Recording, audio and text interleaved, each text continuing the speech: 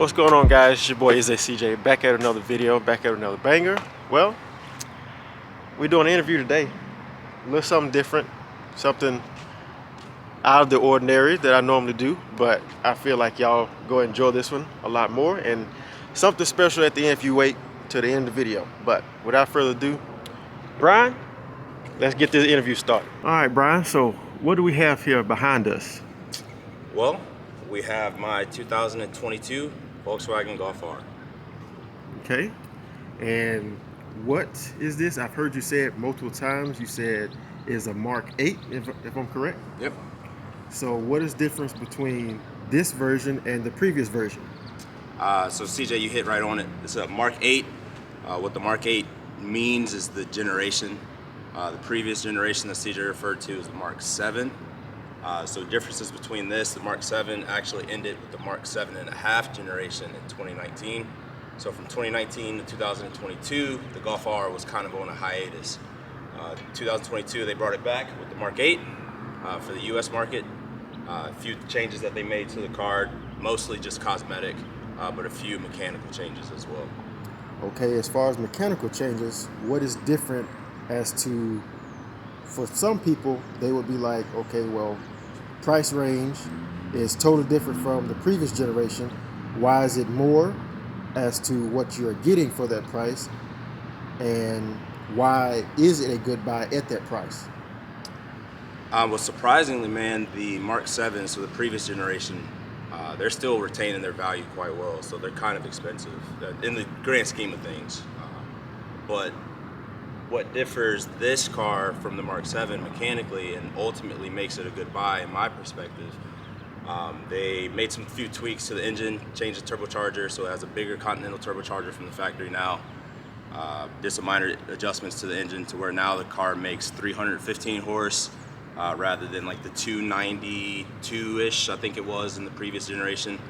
So you get the added horse power, you get the added torque. A few other mechanical changes that make this car more special than the last generation.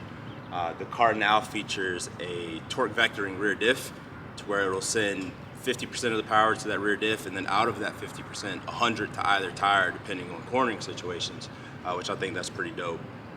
Other than that, man, it's like I said, it's just a few cosmetic changes that they made. Overall general looks of the car make it look more futuristic, more with the times.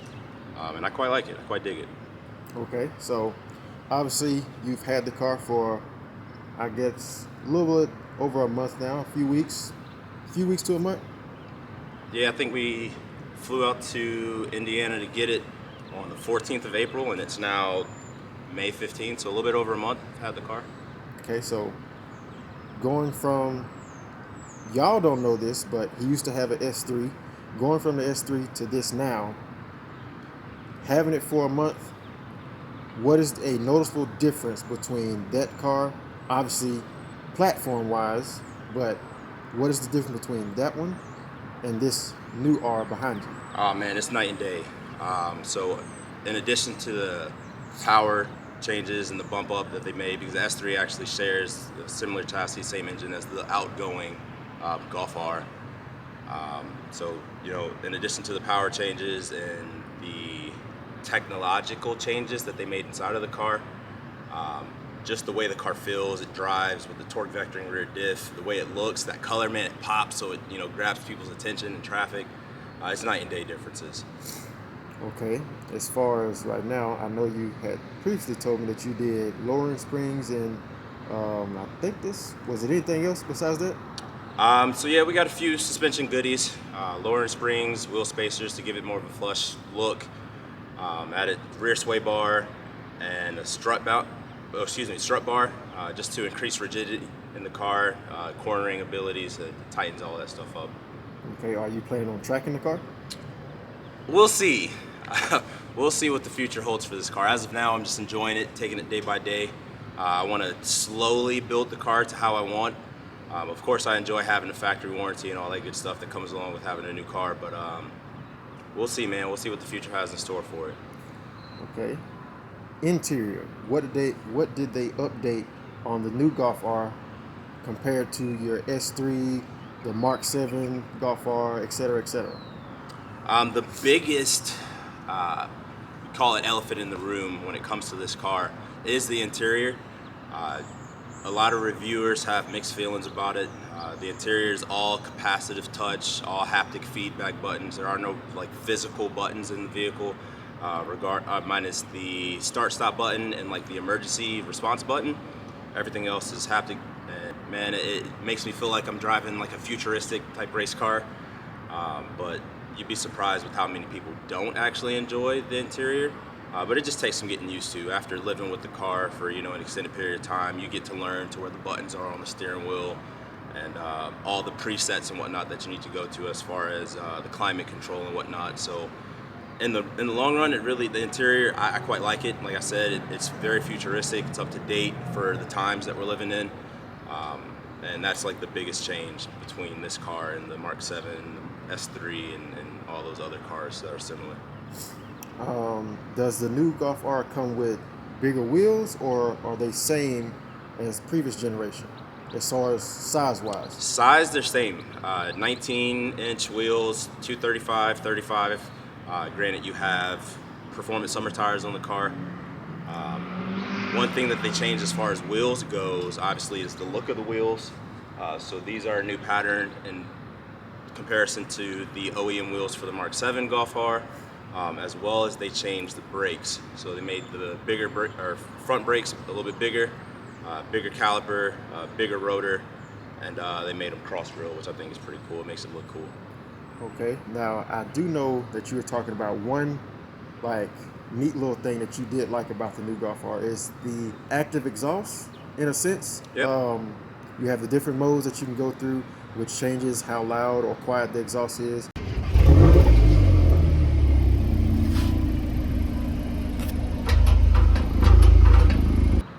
Why did Volkswagen do that, as to what is special about some of those modes? So I just think it, adds to the luxurious, if you would-ness of the car. To be able to have that active exhaust while you're in comfort mode, you want it to be tame and civil. You throw it in there, it closes the exhaust flap, which makes the car pretty much quiet. You rarely ever hear it.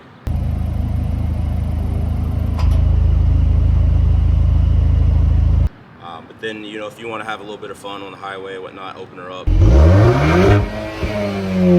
You can throw it in sport mode or Nürburgring mode, which is like a special, like a Sport Plus mode in this car. It opens those exhaust valves and gives you a little bit more tone.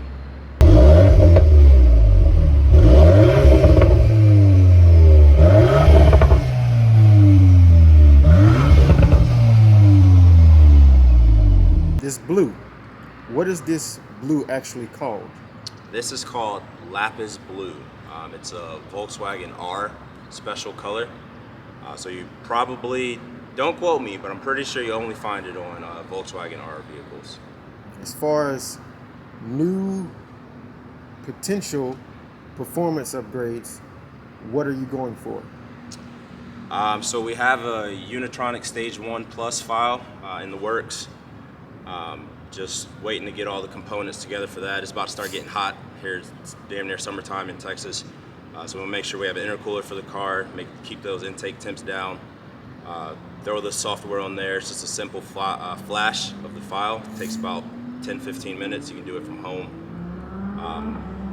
Speaking on exhaust, want to get a catback system, just a little bit bigger, beefier of a system.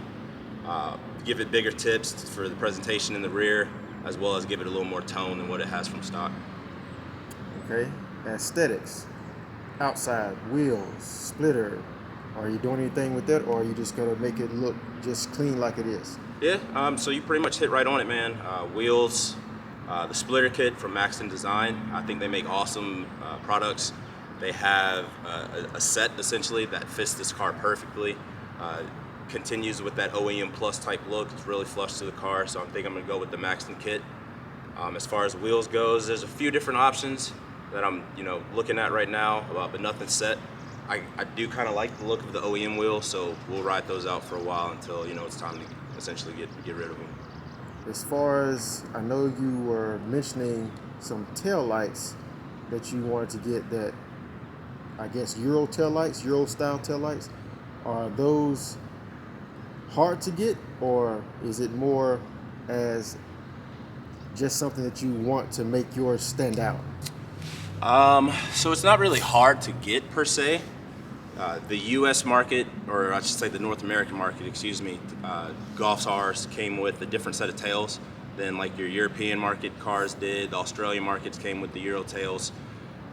There's a company that makes them, and you can readily buy them on different websites such as like ECS Tuning or different sites like that. They are quite expensive, but once you get those Euro tails, they're not just as simple as you would think, plug and play, throw them on the car and you're good to go. They do require harnesses and a set of coating in order to make them work properly. Okay, as far as engine wise, I know we already talked about performance, but can you, for people that are not familiar with this car, can you explain to them what makes this car something that somebody would want to buy? Why is it that you bought this one amongst all of the other performance cars there are in the world today? That's a really good question. So this car, other than me just being an absolute Volkswagen fanatic, in my opinion, it's practical. For what it costs, you get the best bang for your buck in comparison to other vehicles in the same segment. With it being a hatchback, you have plenty of room in that trunk for what I'm doing and trying to accomplish in my life. It just fits perfectly. Granted, you needed more room. You could fold the seats down, have more cargo room in the back. I personally like the look of the hatchback, the hot hatch. Volkswagen essentially, are the originators of the hot hatch with the, Mark 1 GTI. So here we are some 40 years later, and they're still continuing it, still having performance hot hatches that they're offering to the public. Like I said, man, it's just an all-around pretty good car. If you want something that's, economical on fuel, throw it in comfort mode, and it's pretty fuel efficient. As far as fuel efficient, what do you mean by that? Like, obviously, it's meant to be a race car by Volkswagen, but throwing out there fuel efficient, what is the normal MPG that you normally get? So Volkswagen actually rates it at 28 miles a gallon in the city and 30. It's either 30 or 31 miles per gallon on the highway. I personally haven't seen 31, so I don't know where exactly Volkswagen's getting that number from. But typically, when it's in comfort mode, I'll see 29, 29.5. The most I've seen is like 29.8 miles a gallon on the highway. And typically just cruising around town, going to and from work, I'll see about 24, 25 miles a gallon. Okay. Last question, and probably one to pick your brain on. You owning this car, obviously being a Volkswagen enthusiast, you've had Volkswagens, Audis, etc., etc. You owning this car now, is there anything that you would have changed or would have wanted them to do better on? Or do you see something in the car from you driving it around? What do you have that you would have changed interior-wise, engine-wise, or outside that you would have changed to your appeal that you think would have made this Golf R better than it already is? So when they actually first announced the new generation GTI Golf Rs, I hated them. I thought they were the ugliest things on the planet. But then the more I got to see this car, overseas, they get them before we do. So when the Mark 8 dropped in, like, let's say England per se, people out there were starting to do content on them. So you got to see them more pop up on YouTube, and I started to grow to really like the exterior design of it. I wish that Volkswagen would just unify every car to where they all get the European LED taillights, rather than the US market having to get one set and the European market getting another. Just to have it even across the board, I think would be pretty dope.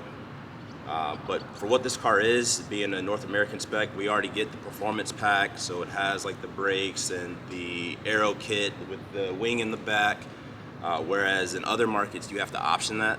So I think that's pretty dope that they did that for us. Also, Volkswagen gave us the 6-speed. We're the only market, the North American one, to get the 6-speed manual, so if you wanted to have this car in a manual, that option is available. Whereas other markets didn't get that. So I don't think I would really change anything as far as that goes. But to say that Volkswagen had 3 years, 4 years actually, saying that the Mark 7 ended production in 2019. They had 4 years to develop this car. I wish that there were some of the infotainment, like tweaks and stuff, that they would have worked out before making the car available to the public. But I mean, it's a new car, so I expect there to be a few little tweaks and quirks and whatnot. But other than that, man, for what it is, I think it's a really good car. I don't think there's much I would change. Just things that I would modify to fit what I want out of the car and just to spruce it up a little bit.